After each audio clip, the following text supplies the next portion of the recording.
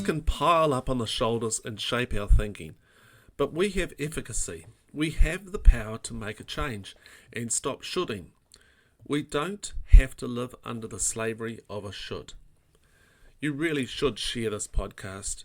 You really should join me at Turning the Page and support this website. You should do more. We get a lot of shoulds, don't we, on our lives, either from ourselves or from others. And it was always the same message, that many of us received. You should be doing better. You're not getting as good a grades as Bill. And Clive runs faster than you. What's the matter with you? You're just not trying hard enough. You should be better. Taken on as messages of personal performance, we start to should on ourselves. We compare ourselves to others and make judgments about our performance. Well, at least I'm not like them, or I'm not as good as them. The pendulum swings from pride to self-loathing. We are given very clear messages about who we are to measure up against, and it's always someone else.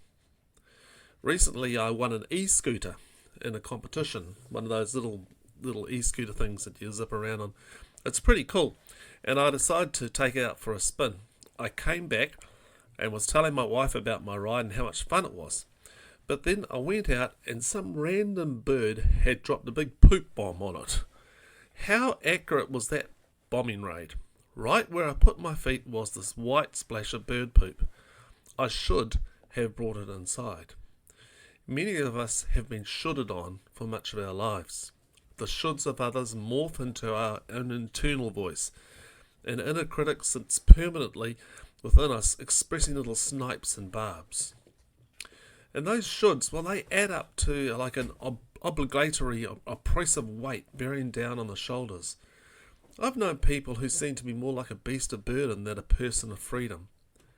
A beast of burden is like an animal that is used to carry heavy loads or to pull a cart or plough. The animal has little choice in the matter. The yoke is placed upon it and it must labour under its rigidity. But we are not beasts of burden.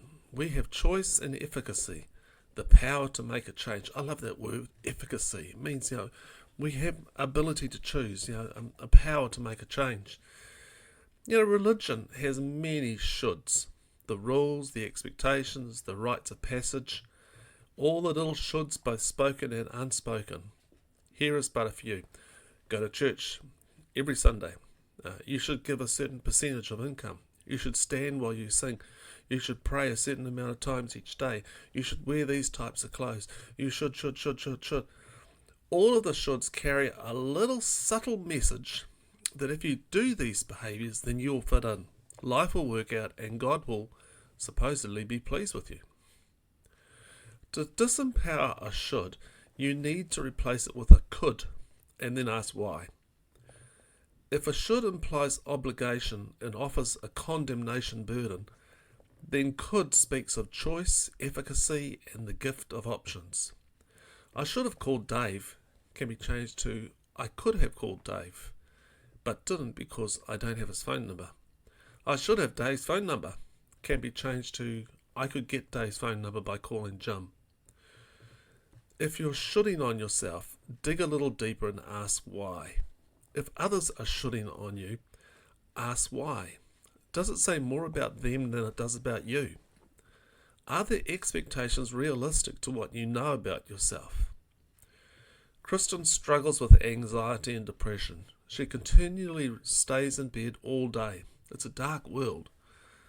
On the outside, she looks healthy, able to function okay, and have a few friends. So when her family says, you should get a job, it's like a sack of cement lands on her soul. She thinks, I'm useless. All my friends have jobs, boyfriends, and I don't. Shame crushes her back into bed. Perhaps, though, she could say to herself, do they know about anxiety and depression? Do they know how many times I've tried to stick at a job?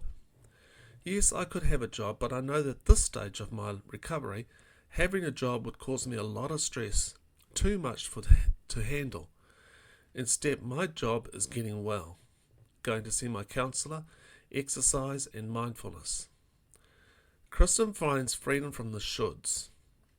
The coulds offer her the power to take the next step. It's all about the options, not the obligations. I could have done that, but why didn't I? Perhaps I need to explore why. A wise farmer will craft a yoke to the shape of the animal so that it is comfortable and doesn't rub harshly. Recently I met a lady whose business was to custom make saddles for horses.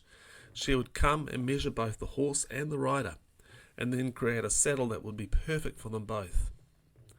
Well, here's what Jesus said. Are you tired, worn out, burned out on religion? Come to me, get away with me, and you'll recover your life. I'll show you how to take a real rest. Walk with me and work with me. Watch how I do it. Learn the unforced rhythms of grace. I won't lay anything heavy or ill-fitting on you. Keep company with me and you'll learn to live freely and lightly. Matthew 11:29-30. I imagine Jesus coming and lifting off a yoke, a heavy yoke of shoulds, and then moment by moment shaping a yoke that fits perfectly to you. It's light, comfortable, and serves instead of enslaves. Here's some quotes. The answer to having too much obligation in your life is to own your own choice, to quit playing the victim's role and risk disappointing someone. David Riddell. Love wins over guilt any day. It is sad that we settle for the short-run effectiveness of shaming people instead of the long-term life benefits of grace-filled transformation. Richard Rohr.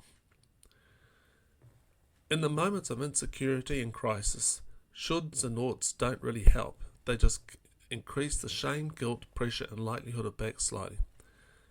It's the deep yeses that will carry you through. Focusing on something you absolutely believe in, that you're committed to, will help you to wait it out.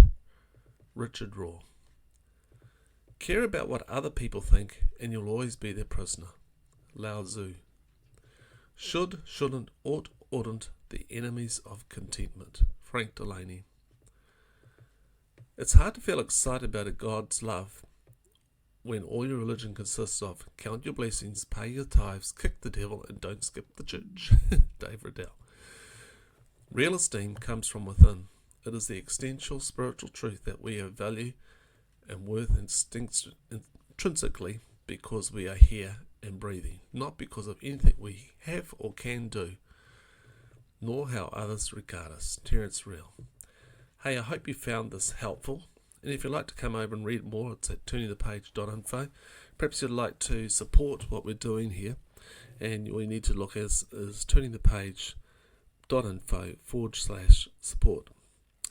Hey, perhaps you'd like to share this particular podcast and share the blog post. Really appreciate that, and I just pray that you would have a great week. Thanks. Bye.